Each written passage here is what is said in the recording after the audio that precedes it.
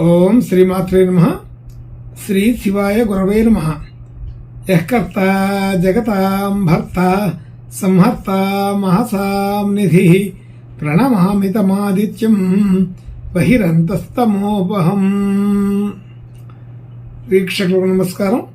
నేను మీ దేవులపల్లి రామకృష్ణ శాస్త్రి. ఆర్కే మాతృశ్రీ తెలుగు జ్యోతిషపరమైన యూట్యూబ్ ఛానల్. ముందుగా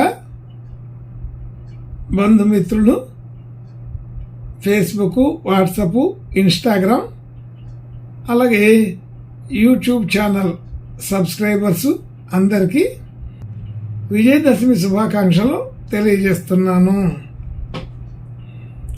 ఇప్పుడు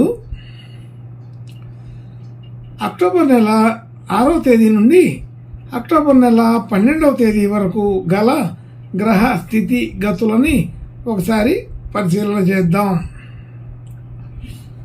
కన్యా రాశిలో రవి, బుధ, కేతు గ్రహాలు, తులారాశిలో చంద్ర, శుక్ర గ్రహాలు, కుంభరాశిలో శనిగ్రహం వక్రస్థితి, మీనరాశిలో రాహుగ్రహం, వృషభ రాశిలో గురుగ్రహం, మిథున రాశిలో కుజగ్రహం సంచరిస్తున్నాయి.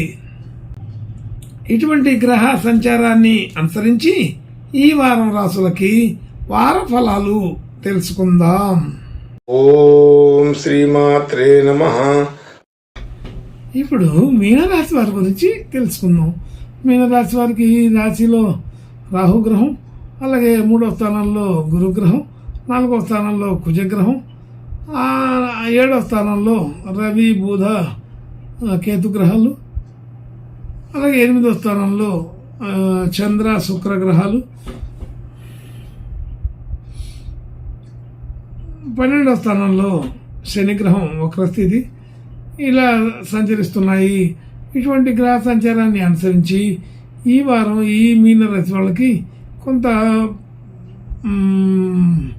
మిశ్రమ ఫలితాలుగానే చెప్పుకోవాల్సిన పరిస్థితి ఉన్నది. మిశ్రమ ఫలితాలు అంటే రాశిలో రాహుగ్రహం ఉండడం అనేది కొంత ఉపయోగకరమైనప్పటికీ కూడా అది పూర్తిగా అనుకూలత ఇచ్చే పరిస్థితుల్లో లేదు. ఆలోచన తీరు అంతా కూడా కొంత వ్యతిరేకంగా ఉంటుంది. అనుకున్నది అనుకున్నట్టు చేయలేకపోతుంటారు.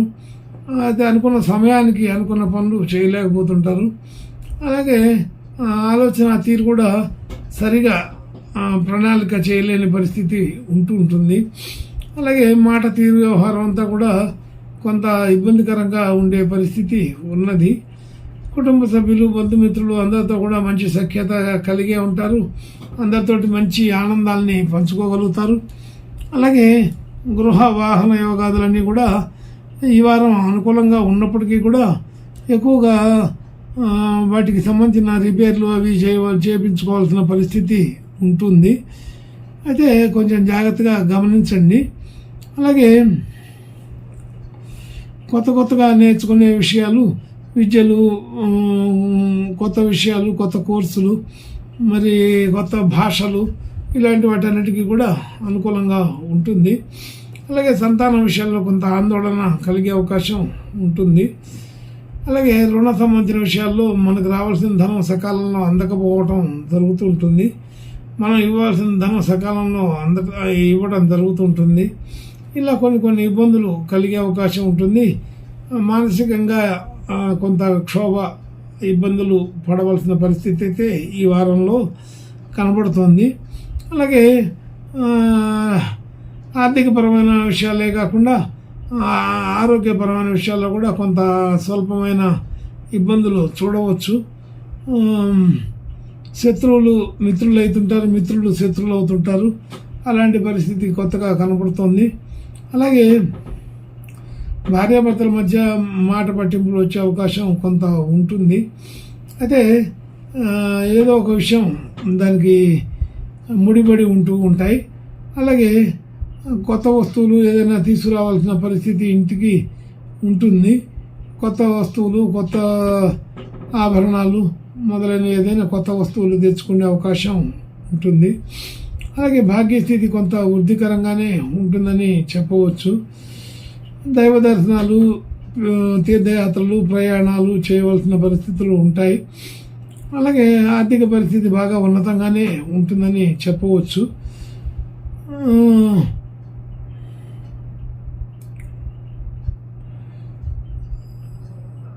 అలాగే ఉద్యోగ స్థితి, వ్యాపార స్థితి, వృత్తిపరమైన విషయాలు అన్నీ కూడా కొంత సాధారణంగా ఉంటాయి. అయితే వాటిల్లో కూడా మనం గతంలో లాగా ప్రవర్తన, మాట తీరు, వ్యవహారం ఉంటే ఇప్పుడు చెల్లుబాటు అయ్యే అవకాశం తక్కువగా ఉంటుంది.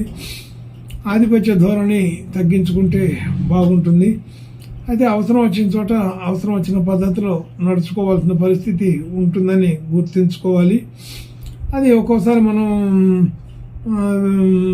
మాట తీరు సరిగా లేకపోతే అయ్యే పని కూడా అవ్వకుండా పోయే పరిస్థితులు ఉంటాయని తెలుస్తుంది. కాబట్టి మనకి ఇదంతా కూడా సందర్భానుసారంగా అప్పటికప్పుడు తాత్కాలిక అవసరాలని చూసుకుంటూ నడిపించుకోవాల్సిన పరిస్థితి ఉంటుంది. కాబట్టి ఇవన్నీ కూడా తెలిసినప్పటికీ కూడా ఆ సమయంలో చేయలేకపోతూ ఉంటాము అని గమనించండి. అలాగే మనకు రావాల్సిన ధనం సకాలంలో రాకపోయినా కీర్తి, గుర్తింపు, గౌరవాలు కూడా కలుగుతాయని తెలుస్తుంది. అయితే కొన్ని విషయాలు మనస్తాపానికి గురి చేస్తాయని కూడా అర్థమవుతోంది.